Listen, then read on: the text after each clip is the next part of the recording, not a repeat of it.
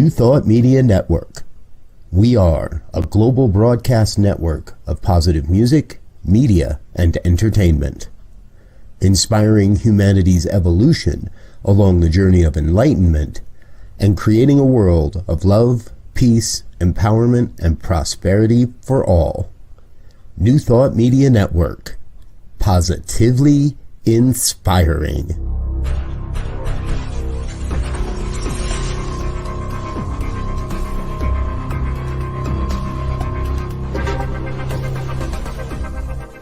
Live from a secure concrete bunker somewhere in Ohio, New Thought Media Network presents Pastor Michael Mangus with Friday's Fireside Chat, spiritual conversation for today. Here he is from the secret radio room, surrounded by thousands of watts, Pastor Michael Mangus. Well, hi there. Greetings. This is the Friday evening Fireside Chat here on your New Thought Media Network. I am Reverend Michael Mangus. I am broadcasting this evening from the super secure concrete bunker. So I adjust my camera. Somewhere in Akron, Ohio. That's so top secret. Only one person, that is Diego Reyes, knows where I'm located. Everyone else has no idea where the super secret secure concrete bunker is located, and we're going to keep it that way. Well, yeah, we're getting on a little late this evening. Where's my big hammer that I had to use? It was, sometimes stuff happens, Yeah. And that's all I'm allowed to say on here. Well, for those of you who would like to interact with us this evening, please go ahead and do so by putting a comment in the chat. And for those of you who are shy, and I know a few of you are out there, all right, go ahead and write me during the week, pastormichaelmangus@gmail.com. I read them after the show during the week. And again, thank you so very much for writing in. We really appreciate that. The purpose of our show here is to talk about contemporary issues from a New Thought perspective. And I know that some of the things that I say are controversial. And again, take what you like and leave the rest, as they say in the 12-step program. This is all about thinking. Not just with this, but with this, thinking about what is going on in the world. And how that you can play a part in bringing about a world that does work for everyone. Yes, I do have a guest this evening. It is me. Oh, yes. During the second half of our program this evening, I will be sharing a brief teaching on you, and I mean you are a spiritual broadcasting station. One of Ernest Holmes' favorite topics. You are a spiritual broadcasting station. Yeah, I am working on future guests. My people have to get with their people. They have to do lunch, all that other stuff. That's happening. So hopefully by next week, we will have another person as my special guest. Well, happy Passover to all of my Jewish friends. It's been an interesting Passover week, hasn't it been? We start our news this evening. University protests have erupted all around the globe. Pro-Palestinian protests continue at U.S. major universities, where several schools have called the police on protesters, leading to arrest of hundreds across the country. At New York's Columbia University, the epicenter of the demonstrations, protesters against the war in Gaza are demanding that the school cut ties with Israeli academic institutions and divest its funds from Israel-linked entities. the protesters at other campuses have similar demands. The University of Southern California has canceled its main commencement ceremony next month, citing new safety measures after nearly 100 people were arrested on campus. Even in my home state of Ohio, a total of 36 demonstrators at Ohio State University in Columbus were arrested on Thursday night after refusing dispersal orders, according to a preliminary report from the university. I found the next story from the Religion News Network pretty interesting, and I thought that we would bring it up for discussion this evening. At the Seder in the streets, protesters in Brooklyn denounced U.S. support to Israel. On Tuesday, April the 23rd, the second night of the week-long Passover holiday, thousands of New Yorkers filled Grand Army Plaza in Brooklyn for a mass Seder dinner organized by Jewish Voice for Peace, If Not Now, and also the Jewish for Radical and Economic Justice. The sit-down protest, called Seder in the Streets, came as the U.S. Senate was prepared to pass a $95.3 billion aid package for Ukraine, Israel, and Taiwan after the House passed a series of parallel aid bills on Saturday. By the end of the evening, more than 200 people were arrested. At the Seder in the streets, rabbis and activists took turns on a stage for more than 3 hours, each talking about the special meaning of Passover amid the Israel-Hamas war. Syrian Rabbi Esther Azar took the stage to perform a traditional Syrian Passover rite. As she proceeded to accomplish the fourth step of the Syrian Seder, the breaking of the middle matzo bread, Azar explained to the audience that her bread had already been broken in pieces to echo the rubble of Gaza and the brokenness of war victims.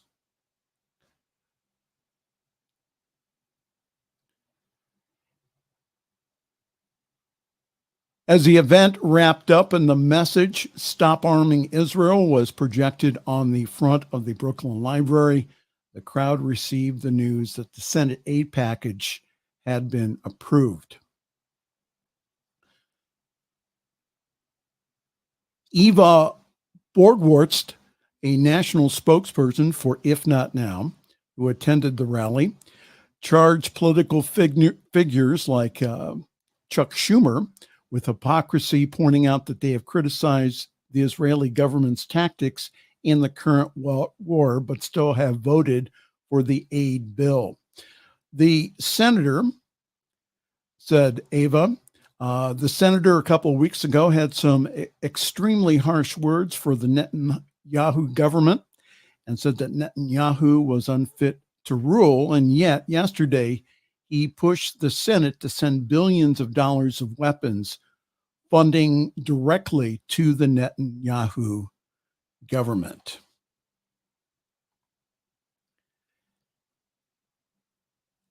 And then there's the attacks towards Jews and Jewish students from pro-Palestinian supporters. You know, protests are one thing, but harassing and threatening others has got to come to an end. What needs to be pointed out is that Jewish people worldwide and the Jewish government that continues the war, they're separate entities. So many people, again, who have been critical of the invasion of the West Bank and the treatment of civilians, of which there's been over 33,000 civilian casualties, that then they are labeled anti-Semitic. Well, that's not true. Again, the Jewish people and the Israeli government, they're two separate entities. Yes, the attack last year on the Jewish Music Festival and the settlement was horrific. And the Palestinian people continue to suffer because of the Hamas terrorist group and their guerrilla tactics. That includes hiding among the civilian population. My prayers and support goes for the Palestinian and also the Jewish people. And I urge the Israeli government to go back to the peace table and end this conflict now. How many more innocent people have to die? War is hell. So know with me peace in the Mideast and that workable solutions are found. This is the 21st century. Haven't we learned our lesson yet? Yes, still in the news. Here he is, Donald Trump. The Supreme Court appears ready to reject former President Donald Trump's claim that he should receive immunity for alleged crimes that he committed during his presidency to reverse the 2020 election results. The High Court has also signaled during oral arguments on Thursday that his trial could be delayed until after the November election. Now, this creates the possibility that Trump could be reelected before a trial and make the blockbuster election subversion case go away. The arguments came as Trump is facing a trial in New York City for the hush money criminal case that involves porn star Stormy Daniels. The court will resume today after prosecutors on Thursday wrapped up their testimony with former American Media Incorporated chairman David Pecker, who described in detail how he worked with Trump and his allies to buy up damaging stories about Trump throughout the 2016 campaign.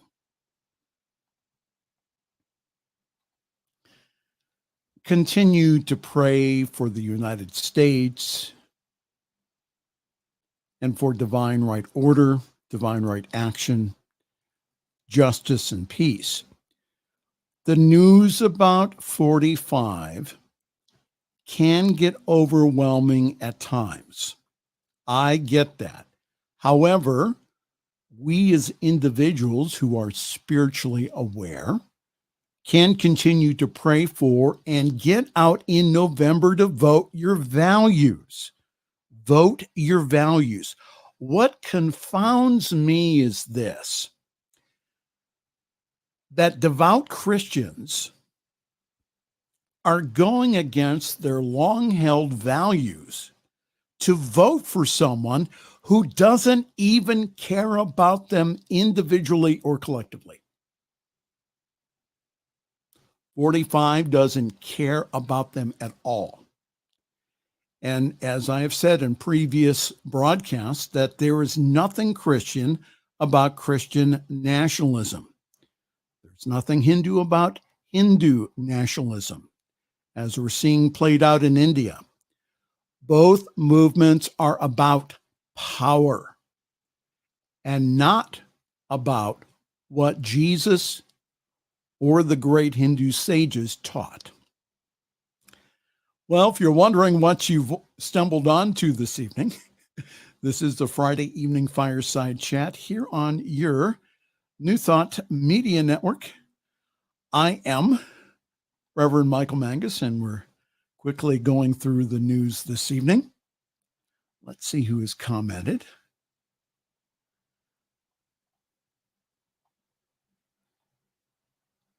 divine order and peace and right action and praying for peace. Well, thank you, Diana Mangus, the spiritual leader of Summit Center for Spiritual Living right here in Akron, Ohio. Going back to our news here, you probably have heard the news that TikTok's Chinese parent company, ByteDance, said on Thursday that it has no plans to sell the social media platform.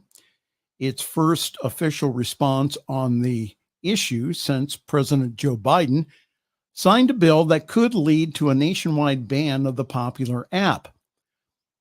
ByteDance doesn't have plans to sell TikTok, the Beijing company said in a statement. The lawmakers have warned that TikTok is a national security threat and that the legislation signed by Biden this week forces the company to find a new owner within months or to be banned from the U.S. entirely. Complicating matters that there is no consensus on a favorite bidder, even though that if the company was to consider a sale, that really at this time they have no buyer. Experts say that the prospect of a TikTok sale could lead to a feeding frenzy, driving and drawing out everyone from tech companies to retailers and private equity firms. Now, okay, personally, I like TikTok. It amuses me. Now, I don't like the idea maybe that the Chinese government is gathering information about us here in the U.S. So hopefully that the parties will come to an agreement so that I still can have my funny videos on TikTok. Finally, in our news this evening, this is a story that I have been following for the past week with some amusement. The Stronger Men's Conference made headlines after Pastor Mark Driscoll was kicked off the stage, but the church's women's conference may actually undermine evangelical stereotypes. This is from the Religion News Network. It says that the Legion of Dudes, that's what the copy says, who crowded into the Great Southern Bank Arena in Springfield, Missouri for the recent Stronger's Men's Conference, sponsored by a Pentecostal megachurch, were treated to a monster truck, a boxing match, pyrotechnics, and a standoff between a pair of celebrity pastors. Now, women who attend the James River Church's Women's Annual Conference later this year, by contrast, will get what looks like a Holy Spirit Barbie party. The promo for the men's conference begins with images of a roaring motorcycle, a wrestling match, and a shouting preacher pacing across the stage like a lion, urging men to get ready to fight. Now, the promo, though, for the women's video begins with the image of a pink record player, followed by the voice of the late televangelist, Catherine Kuhlman, who's probably rolling in her grave right now. Miss Kuhlman always was a proponent for women's empowerment, especially being on the stage and behind the pulpit. The article continues, urging women to give their worship to God, and then breaks to scenes of joyful women dressing in stylish pink, dancing with joy as balloons and confetti falls from the sky. Now, the two conferences reveal both the showmanship of the charismatic megachurch worship and also the rival messages that are given to both men and women. Men are warriors. They're filled with fire and vinegar, while women are icons of femininity, dressed to the nines, also with their nice hats, and concerned with building a happy home for their husband. Now, this is what I have found amusing in all the coverage this week. The James River Stronger Men's Conference made national headlines recently and launched viral videos over the inclusion of an act by Alex Magala, who's an acrobat and sword swallower who has appeared on America's Got Talent and also has a side hustle as a dancer in clubs, gay clubs.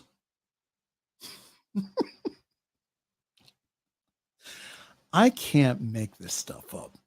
After Magala's performance at the conference, so Mark Driscoll, who is famous for his attitude, his masculine attitude, and against any type of homosexuality, Pastor Mark Driscoll, the former pastor of Seattle's Mars Hill Church, who has reinvented himself as a Pentecostal preacher in Arizona, denounced Magala from the stage, saying that his performance was a homoerotic and also a sign of pagan worship and of a Jezebel spirit. Jezebel is the name of a biblical queen and the enemy of the prophet Elijah, whose name is often invoked to denounce someone as a temptress. So in response, James River pastor John Lindell kicked Driscoll off the stage. Lindell said, "You're done." And the two later appeared to mend the fences during the conference, but any truce was short-lived, with the church sending the media links to a video of Lindell calling Driscoll to repent. As of Wednesday, the 24th, the link is no longer public, but the clips of the call to repent are still posted on YouTube.com. The spokesperson for the church did not respond to repeated requests for comment. The dust-up between Lindell and Driscoll had all the earmarks of a pro wrestling style feud, leading to speculation that it had been staged. An accusation fueled by Driscoll promoting his book, New Days, Old Demons, which warns that an evil Jezebel spirit is destroying America after the conference.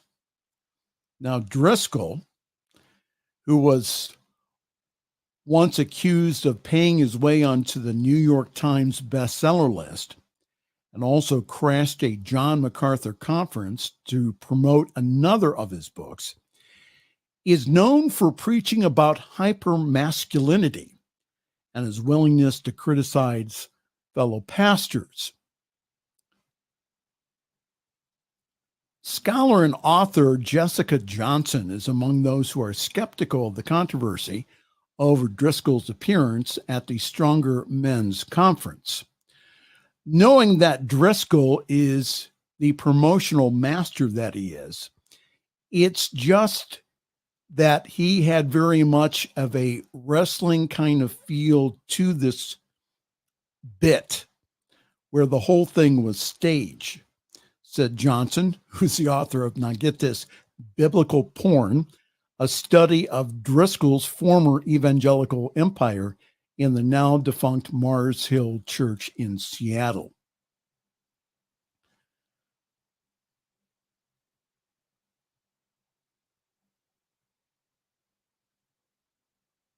Now, the whole idea is this.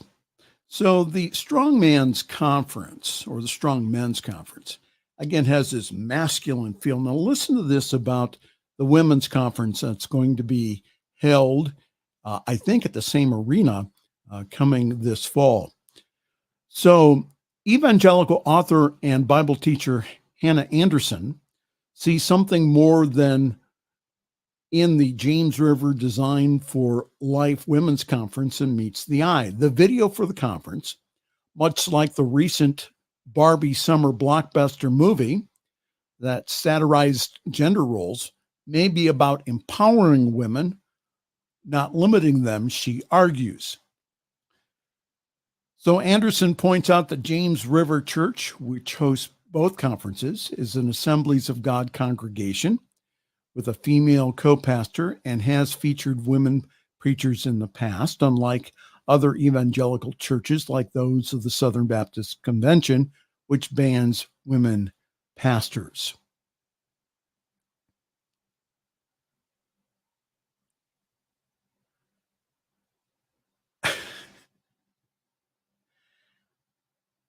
I really don't know what I find more entertaining this month. Was it WrestleMania 40 at the beginning of the month by the WWE, or the Strong Men's Conference in Springfield, Missouri, where the lead pastor goes ahead and books a sword-swallowing male pole dancer who has appeared at gay clubs and events. And then they invite on Mark Driscoll. Now, I think it brings up a broader question here. What are men's and women's roles in religious communities? Do these portrayed roles continue the stereotypic and, may I say, toxic roles about the sexes? Or do the roles portrayed in Scripture portray a compassionate male role model in Jesus and an empowered role for women as portrayed by Mary Magdalene and the other very strong women in the New Testament? It is said that Christianity got its start because the women all gave of their grocery money to help out the disciples and the apostles. Now, personally, I find that I can be a strong man without being a male chauvinist. And I can and do support women in being powerful beings that own their own power and take on ministerial roles in churches and also spiritual centers. Now, I also find interesting that the event was held in Springfield, Missouri. It was the same location that I attended last year's Theology Beer Camp, where individuals from around the world gathered to talk on progressive Christian views that embraces everyone, no matter what their race, creed, sex, or sexual orientation. The church we were at was called The Venues. Outside of the church was a sign that says, "We are not for everyone because we are for everyone." Even in the midst of the Bible Belt, our church is for individuals who want a spirituality that's based upon spiritual principles as taught by Jesus, and not the religion about Jesus. There are chinks in the armor that I see that are happening in the evangelical world, brought about mostly by progressive theologians who are speaking up and speaking out about topics talked about in universities and also seminaries for years. And that's the news. Well, good evening, everyone. Welcome. Diana Mangus says, I've never opened a TikTok that I'm aware of and do not plan to. Well, sometimes they're pretty funny. I think so. And I'm real picky about what I open. Well, hi there. This is the Friday evening Fireside Chat here on your New Thought Media Network. I'm Reverend Michael Mangus. Good to see everyone this evening. And in a few moments, I will share a talk that I did recently on you, yes, you, our spiritual broadcasting station. And that's in a few moments. But first, the announcements. And yours truly has parked himself at Summit CSL. For more information, go to summitcsl.org there, and only there you will find information about our wonderful Sunday gathering online at 10:30 Eastern, 7:30 Pacific time. So please grab your coffee, your tea, your espresso, whatever wakes you up in the morning, and please join us. I really do believe that we have one of the best services that I have seen in New Thought, because we balance what I call the 3 M's. That's music, meditation, and message.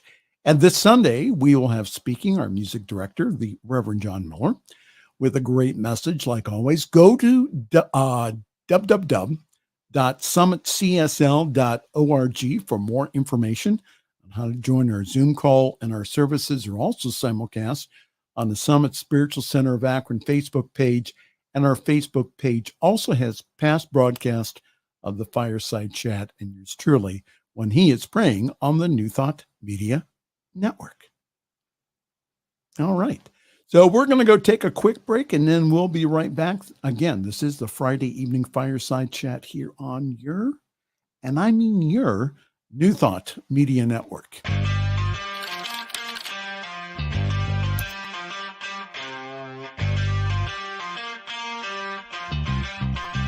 New Thought Media Network.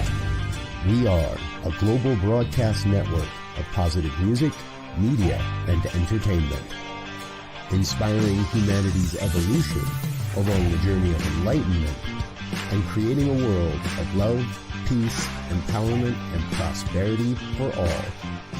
New Thought Media Network. Positively inspiring.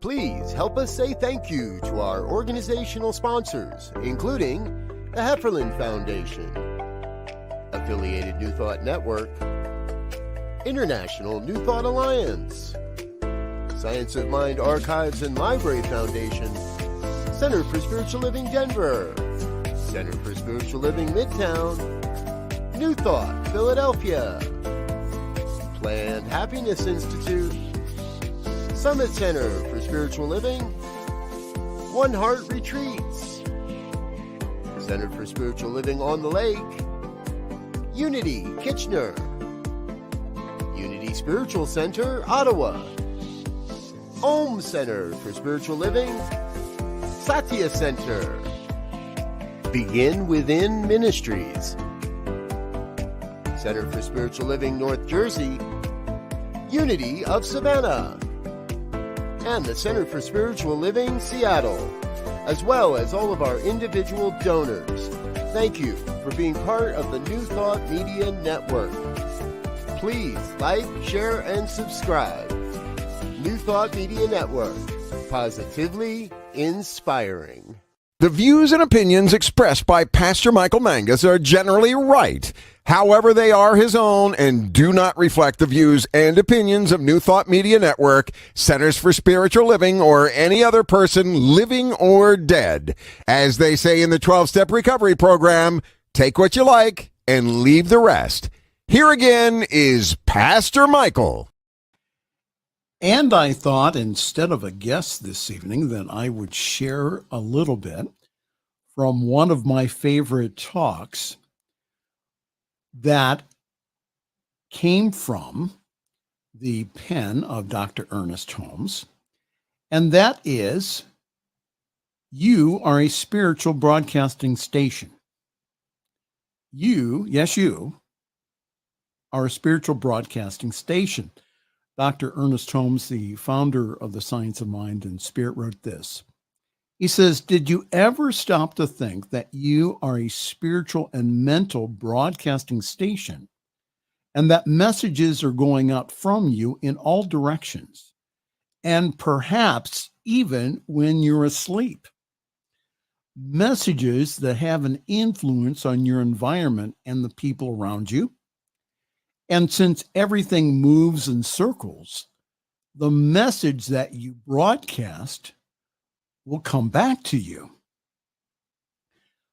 Well, I could talk in that paragraph for a couple of hours, but I won't.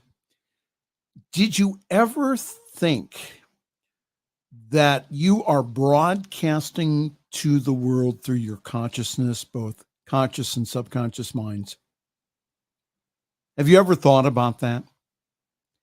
And that the energy or message that you broadcast out comes back to you?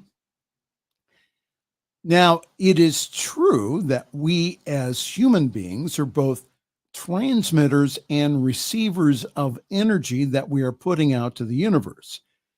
From the ham or amateur radio world, of which yours truly is a member of, with an extra class FCC license, the combo of both a transmitter and a receiver is called a transceiver. So if we think about the upright human body, we are a transmitting and receiving antenna or tower. Now, radio waves, when broadcast, just keeps on going or are absorbed by the layers of the upper atmosphere. I'm not going to get into all the radio science this evening. However, in the spiritual and mental world, the program that we are transmitting comes back to us in the world of effects. Ernest Holmes said this. He said, we are all broadcasting stations, whether or not we know it or not. Our thoughts, feelings, and emotions. Can we get that?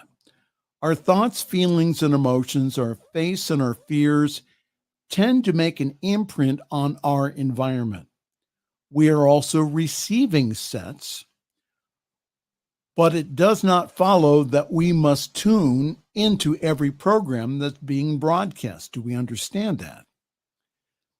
When we want to listen to a certain program, we tune our radios to its wavelength. So the program already is within either in the room, but it does not affect our instrument unless we tune into it. So if I had my shortwave radio here in front, I would tune around the dial and show you the different stations that are there. It is only when we tune to the station desired that it comes clear in our receiver. And I and you can choose that station. I'll let Dr. Holmes continue again, the whole idea of radio and even television. My goodness, you have voice and picture. That was pretty new in Ernest Holmes' time. So he said this, he says, it's fascinating to think that we are both mental broadcasting stations and receiving sets. And it will be ever more wonderful when we learn to broadcast only the kind of messages that we wish to have to return. So let's understand this tonight, that the sum total of our thoughts and feelings or consciousness is acted upon by the creative medium, or that thing that we call the law. Again, I've talked about the whole idea of God being love, yet God being law. And how about putting it into the language of quantum physics, 0-point field? Understand this. You are always broadcasting to the world, either consciously or subconsciously. So what we learn here in the science of mind and spirit is to become conscious creators of the world that we want or wish to see, instead of what we have experienced in the past. Again, Ernest Holmes wrote this. He says, it's the same with everything in life. A person whose thought is filled with fear of failure tunes into and picks up a vibration of failure wherever he contacts them.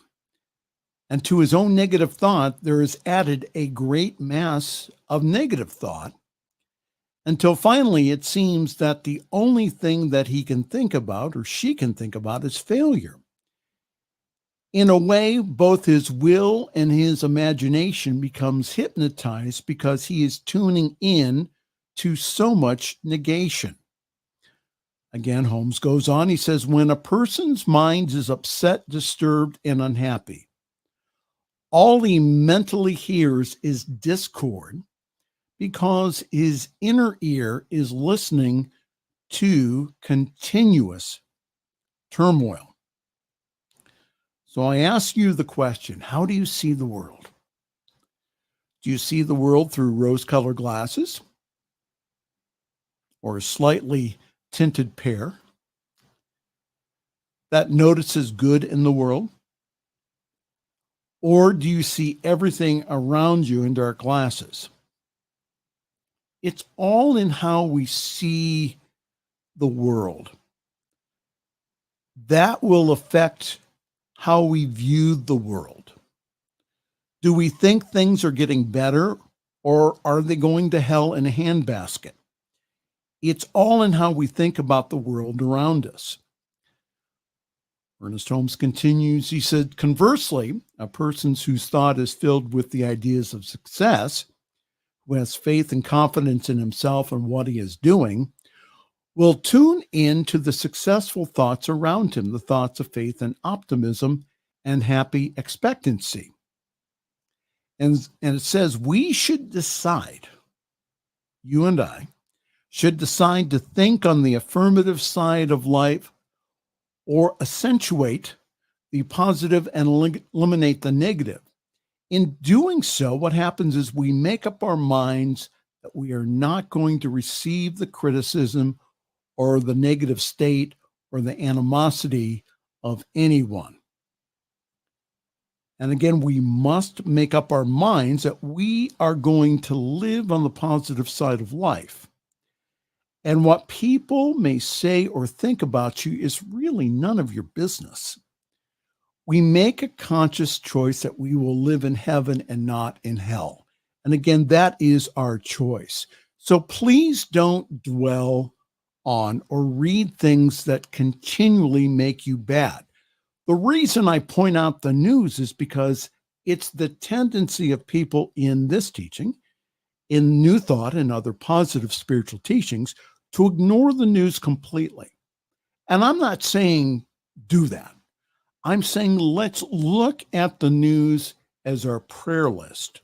Let's look at the news as a way of praying for the world, a way that we can be the light in the seemingly dark world that we find ourselves in right now.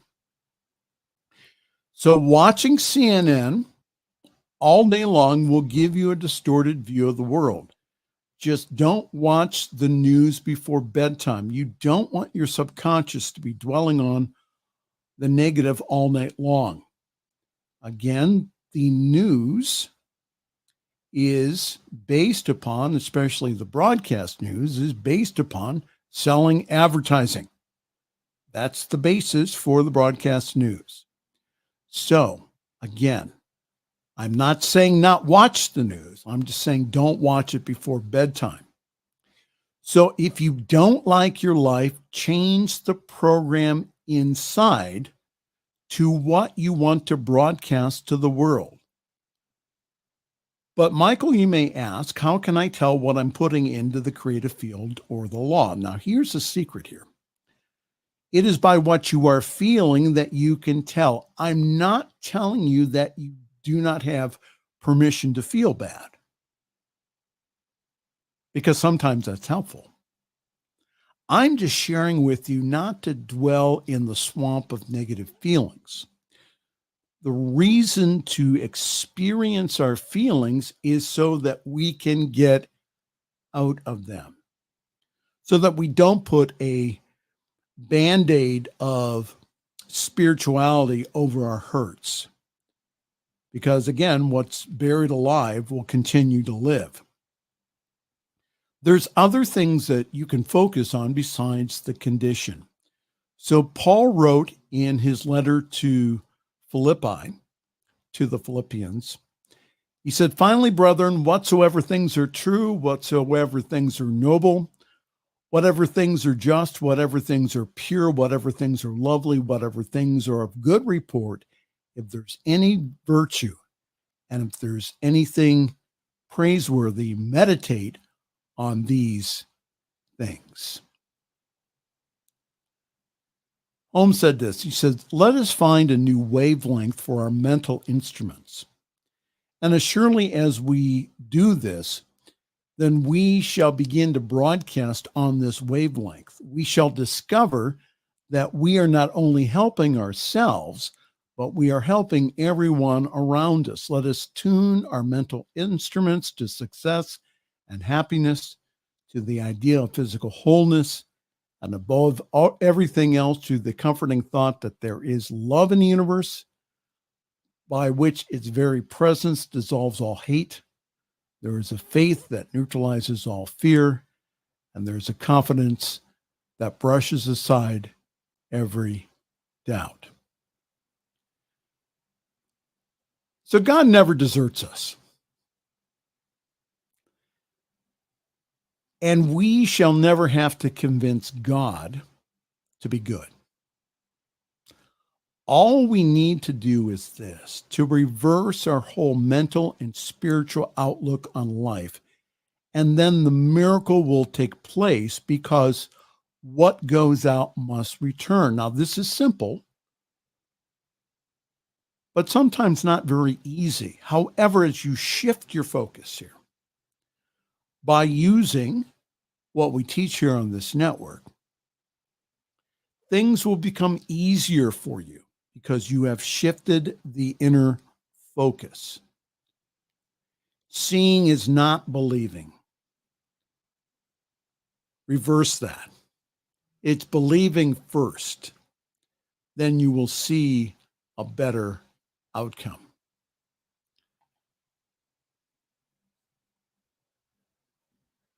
Ernest Holmes wrote this: "We are all spiritual and mental broadcasting stations. There is a silent force flowing from us in every direction at all times." How necessary it is that we assume the role of the announcer and the broadcaster, and I would also say the engineer too. How necessary that we write our own programs and deliver it ourselves. When a person speaks into a microphone, in a broadcast station, his words or their words are also carried to the far corners of the earth where they are reproduced. But the force that carries them is mechanical. I'm going to correct Dr. Holmes. It's really electromagnetic. But he's not a radio engineer. It is a law, a vibration, and a law which actually reproduces the words that he speaks, the intonations, the inflections. And now, along with this word, which is broadcast, goes a picture, an image of his personality. This is what we see in television, as though he were suddenly present everywhere. And the picture looks like him or her because it's their image, their likeness that created it. And so it is with the reaction of the law of good from a power that's greater than we are. It always tends to bring back to us exactly what goes out. But we are always the broadcasters, and we can always change the pictures if we will. So my question tonight is this: what are you broadcasting out into the world? You can tell by what you are experiencing right now. So what if your experiences are not what you wish them to be? Do what the radio programmers do with a station that's getting low ratings. They dump the programming and they get new programming. That is what I'm suggesting today, is that we start radiating out what we want instead of what we don't want. And then we start vibrating at the frequency of what we want. And that's what brings about manifestation in our lives, or positive manifestation in our lives. How about that?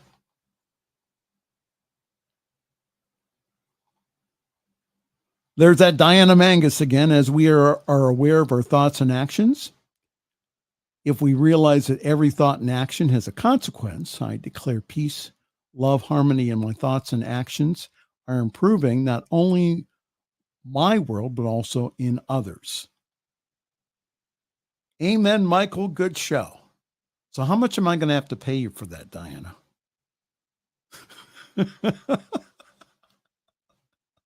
There I am being sarcastic again. All right. Well, that's all I have this evening. Again, thank you so very much. Next week, we will have a guest. So on behalf of all of us here at the New Thought Media Network, I am Reverend Michael Mangus. I'm going to wish you a very pleasant good night. Now hold it here. We have a news bulletin here. I'm going to have to pay her millions. Millions of dollars. So on behalf of all of us here at the New Thought Media Network, I am Reverend Michael Mangus. I'm going to wish you a very pleasant good night and also a wonderful week. Thanks for joining us this evening for Friday's Fireside Chat with Pastor Michael Mangus. Join us again next week at 8 Eastern, 6 Mountain for more spiritual conversations for today. For more information and replays of past shows, please visit the New Thought Radio and Media Network's Facebook page. Until next week, may God bless you richly and abundantly.